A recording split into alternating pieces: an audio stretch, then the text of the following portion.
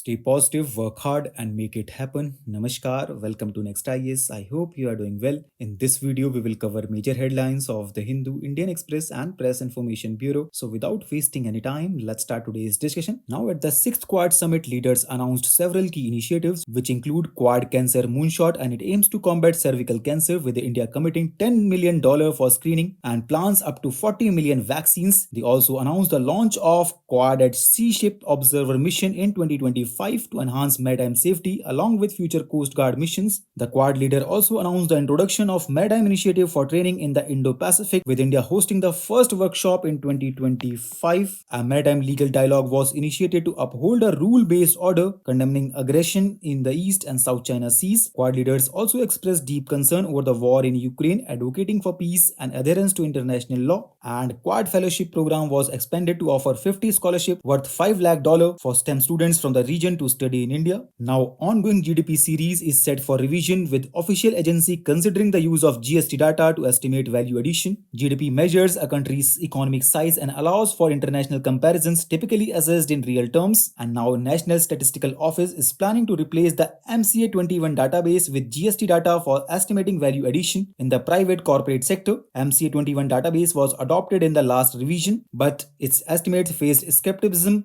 due to discrepancies with other economic indicators. Therefore, proposed use of GST data requires careful validation to avoid unverified applications and methodologies. Now, in 2022, around 97% of atrocities against scheduled caste were reported from 13 states, primarily Uttar Pradesh, Rajasthan, and Madhya Pradesh. The report highlighted that around 60% of SC cases and around 63% of the ST cases resulted in charge sheets, but the conviction rate for SC/ST cases declined around 32% in 2022. Now, Kaziranga and other protected habitats in Assam have seen an 86% decrease in one-horned rhinoceros poaching since 2016. One-horned rhinoceros is the largest of rhino species. It has excellent senses of hearing and smell, but relatively poor eyesight. It can be found in tropical and subtropical grasslands, savanna, and shrublands. It is commonly found in Nepal, Bhutan, Pakistan, and Assam. An IUCN Red List of threatened species classifies it as vulnerable species. Next article talks about Swachh Bharat Mission 2.0, which has faced slow progress since its launch in October 2021. The mission targets achieving garbage-free status through better waste management practices and aims to convert legacy dump sites into green zones. Now, Bangladesh has approved the export of up to 3,000 tons of Hilsa fish to India, ensuring availability for Durga Puja. Hilsa is highly nutritious and designated as state fish of West Bengal, mainly found in Hooghly-Bhagirathi river system and Bay of Bengal. It migrates twice a year for spawning between mid-February to April and September to October. Hilsa imports from Bangladesh have declined in recent years with increased shipments from Myanmar. Now, India and US have agreed to establish semiconductor fabrication plant, which is aimed at national security, telecommunications, and green energy applications. This will focus on advanced sensing, communication, and power electronics supported by India Semiconductor Mission. It will manufacture infrared gallium nitride and silicon carbide semiconductors classified as compound semiconductors. Talking about the strategic importance, this initiative is seen as analogous to the Indo-US Civil Nuclear Deal, and it represents the first technology partnership between Indian companies and US Space Force. This project focuses on three critical areas for military and commercial applications, which include advanced sensing, advanced communications, and high voltage power electronics. Now, Azerbaijan, which is hosting this year's climate conference, has announced the launch of Climate Finance Action Fund to finance climate action in developing countries. It will seek voluntary contributions from fossil fuel producing countries and companies, with Azerbaijan making initial contribution. This fund aims to support climate projects in developing nations and assist in implementing their national action plans. Now, India has signed groundbreaking agreements focused on clean economy and fair economy under the Indo-Pacific Economic Framework during the Prime Minister's recent visit to US. Clean Economy Agreement aims to promote technical cooperation, workforce development, capacity building, and research collaborations. It facilitates investment and project financing, especially for micro, small, and medium enterprises. Next is Fair Economy Agreement, which seeks to create a more transparent and predictable trade and investment environment across Indo-Pacific region. An overreaching Indo-Pacific Economic Framework Agreement establishes a high-level political oversight framework for various individual agreements. It provides guidance and alliance leaders' vision for the Indo-Pacific Economic Framework. So with this, let's conclude today's discussion. Thanks for listening, and for regular updates, you can follow us on various social media platforms.